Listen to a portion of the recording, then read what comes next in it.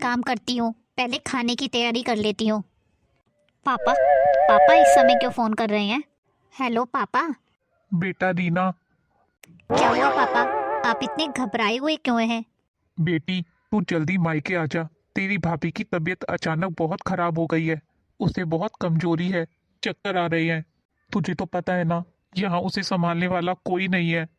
बेटा, घर में एक औरत की बहुत जरूरत है इस समय। क्या हुआ पापा भाभी को? डॉक्टर को दिखाया क्या? हाँ बेटा, दिखाया है, लेकिन आराम और देखभाल बहुत जरूरी है। बेटा, तू कैसे भी करके आ जा। पापा आप चिंता मत करो, मैं अभी आती हूँ। बस एक बार मम्मी जी से पूछ लो। फिर आ गया इसके मायके से फोन।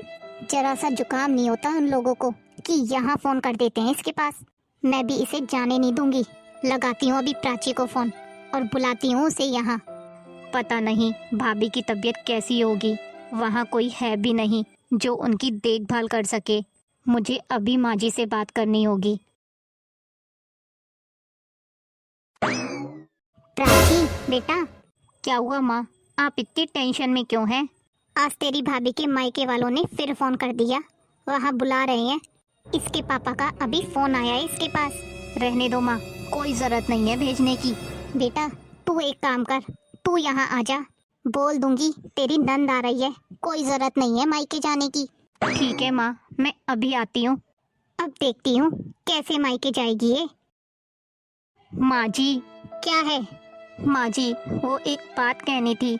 जल्दी बोल, मेरे पास समय नहीं है। माँ जी, पापा का फोन आया था। मेरी भाभी प्रेग्नेंट है और उनकी तबीयत अचानक बहुत खराब हो गई है। वहाँ कोई औरत नहीं है जो उनकी देखभाल कर सके। अगर आप अनुमति दें तो क्या मैं भाभी के पास चली जाऊँ? आपको तो पता है ना, वहाँ मेरे मायके में उनकी देखभाल करने वाला कोई नहीं है। कोई जरूरत नहीं है जाने की। तेरी नंद आ रही है आज, तू चली जाएगी। उसके लिए खाना कौन बनाएगा, घर कौन संभालेगा? माँ जी, बस 2 दिन की बात है। भाभी की हालत बहुत नाजुक है। बिल्कुल भी नहीं। हर बात पर तेरे मायके वाले यहाँ फोन क्यों कर देते हैं? माँ जी, आपको पता है मेरी माँ नहीं है, पापा अकेले हैं। भाभी को मेरी जरूरत है। तो मैं क्या करूँ? आज तेरी नंद आ रही है, जाकर किचन में उसके लिए कुछ अच्छा सा बना।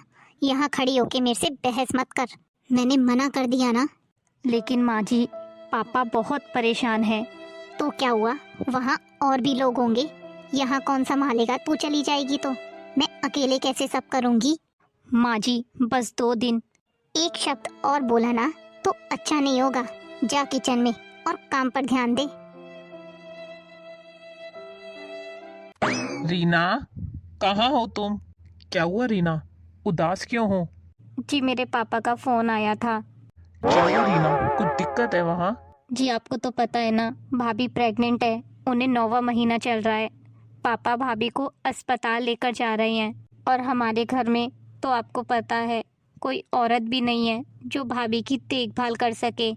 तो पापा बहुत घबराए हुए थे। उन्होंने मुझे वहाँ आने के लिए बोला है। तो तुम एक बार माँ से बात कर लो। जी मैंने पूछा था मम्मी जी से, पर उन्होंने तो मना कर दिया। बोला दीदी आ रही हैं, इसलिए कहीं जाने की जरूरत नहीं है। सुनिए जी, एक बात कहूँ। हाँ बोलो। जब भी मुझे मायके जाना होता है तब तब आपकी बहन यहाँ आ जाती है। क्या ये सिर्फ इत्तेफाक है? नहीं रीना, ये इत्तेफाक नहीं है। मैं अपनी बहन को अच्छे से जानता हूँ।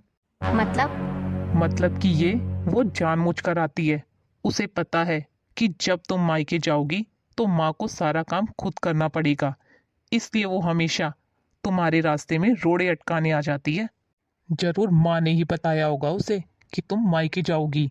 है तो ये मेरी बहन, पर इसकी हरकतों से मैं खुद शर्मिंदा हूँ। सुनिए जी, भैया वहाँ से निकल चुके हैं। उन्हें आने में 1 दिन लग जाएगा और इधर भाभी के अस्पताल जाने का समय हो आया है। आप खुद सोचिए, पापा वहाँ अकेले कैसे सब संभालेंगे। इस वक्त भाभी के साथ किसी एक महिला का होना बहुत ज़रूरी है। आप एक काम करिए ना, आप ही जाकर माँ जी से बात कीजिए। ठीक है रीना, मैं एक बार माँ से बात कर कर आता हूँ। माँ आ गई बेटा तू। आप बुलाओ और मैं ना आऊँ, ऐसा नहीं हो सकता। आजा बेटा, बैठ बैठ। तो आ गई ये टांग अड़ाने। माँ, हाँ बोल, क्या बात है? माँ, रीना को 2 दिन के लिए उसके मायके जाने दो ना। क्या? मैंने कल ही मना कर दिया था ना। माँ, वहाँ उसकी भाभी प्रेग्नेंट है, उनकी तबीयत बहुत खराब है और उसके घर में कोई औरत भी नहीं है उनकी देखभाल करने के लिए। अरे तो क्या हुआ, यहाँ भी तो घर है, यहाँ कौन देखेगा सब? माँ, घर तो हम सब मिलकर संभाल लेंगे। यहाँ मैं भी हूँ, आप भी हो, वहाँ उसकी बहुत जरूरत है। वाह बेटा, बीवी के लिए अब माँ से बहस कर रहा है। नहीं माँ, मैं बहस नहीं कर रहा, मैं तो बोल रहा हूँ बस 2 दिन के लिए रीना को जाने दो ना। तेरी पत्नी की जिम्मेदारी सिर्फ मायके वालों के लिए बनती है क्या? ससुराल वालों के लिए कुछ नहीं? माँ, रीना यहाँ हर दिन बिना शिकायत के सब काम करती है। कभी आपने उसकी तकलीफ समझने की कोशिश की? बहुत बोलने लगा है। और क्या तमाशा लगा रखा है बार बार मायके जाने का? हम तो नहीं गए थे कभी अपने मायके इस तरह।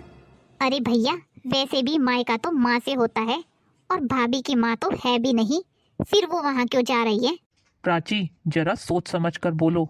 रीना तुम्हारी भाभी है और उम्र में भी तुमसे बड़ी है, तो बेहतर होगा तुम बीच में ना बोलो।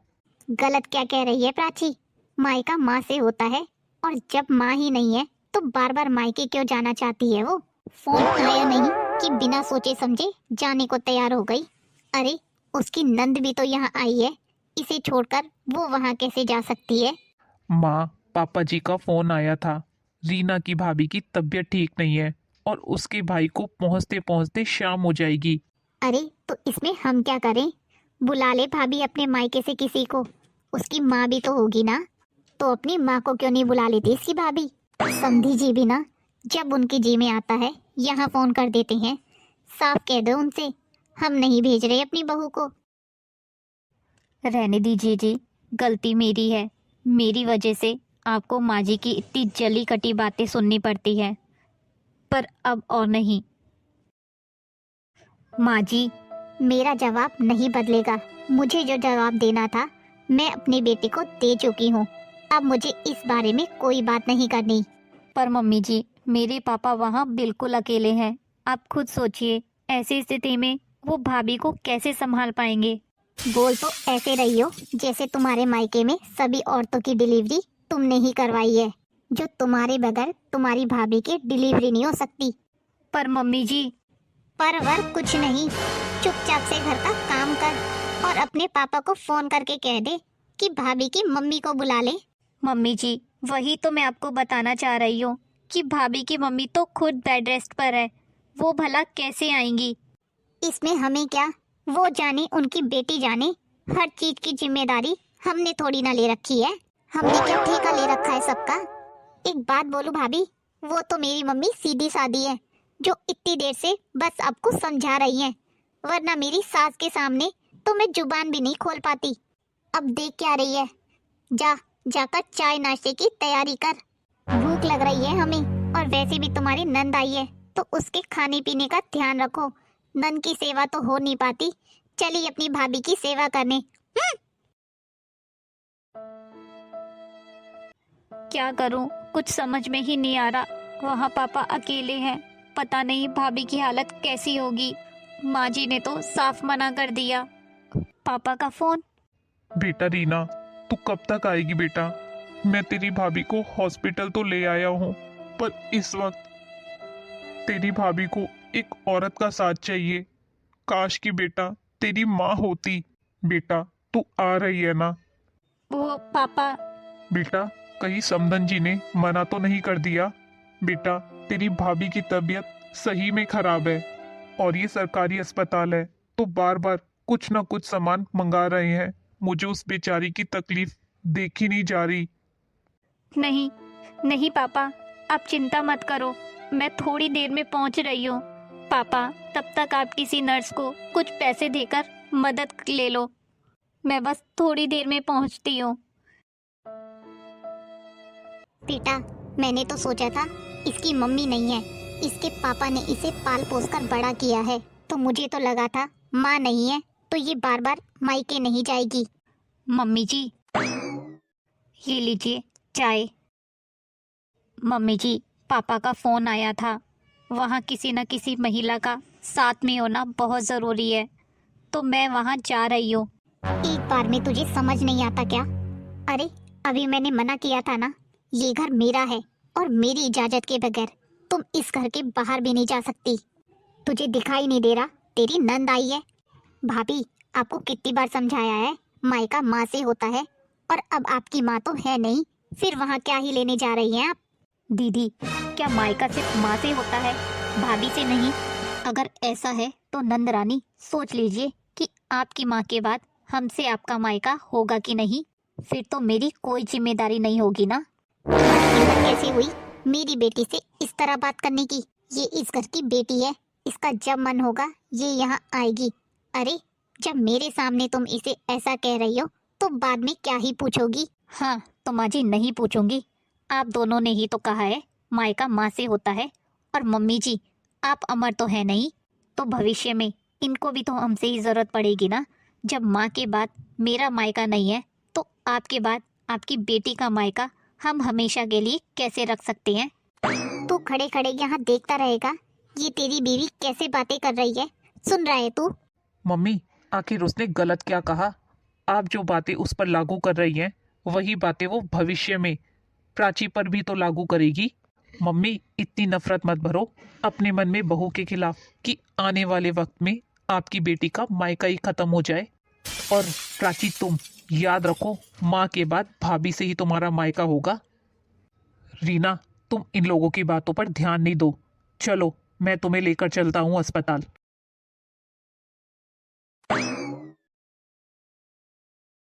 देखा मम्मी, कैसे भैया आपकी बात काट कर अपनी बीवी को उसके मायके लेकर चले गए। ये सब भाभी का ही सिखाया हुआ है। माँ है नहीं और मायके चली। बस कर प्राची, और कितने मेरे कान भरेगी? सही तो बोल कर गई है बहू। कल को अगर मैं नहीं रहूंगी तो क्या तू यहाँ नहीं आना चाहेगी? बोल। तेरी बातों में आकर मैंने कभी अपनी बहू को मायके नहीं जाने दिया। तू हर वक्त उसको उसके मायके जाने से रोकती रही, मेरे कान भरती रही। लेकिन आज मुझे मेरी बहू की बातें सही लग रही है, क्योंकि वो जैसा मुझे करते हुए देखेगी आगे तेरे साथ भी वैसा ही करेगी। रीना ने कभी माँ का सहारा नहीं देखा, फिर भी दूसरों के दर्द को समझती है, और हम उसके अपने दर्द को ही भूल गए। लोग तो कुछ ना कुछ कहते ही हैं, पर अगर आज वो वहाँ नहीं जाती और कुछ अनहोनी हो जाती तो उसका बोझ क्या हम उठा पाते? मैंने हमेशा उसे बहू समझा, कभी बेटी समझने की कोशिश ही नहीं की। अब जब वो लौटेगी ना, तो सबसे पहले मैं ही उससे माफ़ी मांगूंगी, क्योंकि आज समझ आया बहू को बांध कर नहीं समझ कर रखा जाता है। भगवान करे उसकी भाभी जल्दी ठीक हो जाए। हाँ माँ, आप सही कह रही हो। मेरे पास तो फिर भी माँ है, और भाभी के पास तो कोई माँ भी नहीं है जिसके सीने से लगकर वो रो सके, और मैंने उसी बात का फायदा उठाया। कोई बात नहीं बेटा, तुझे तेरी गलती का एहसास हो गया, इतना ही काफ़ी है।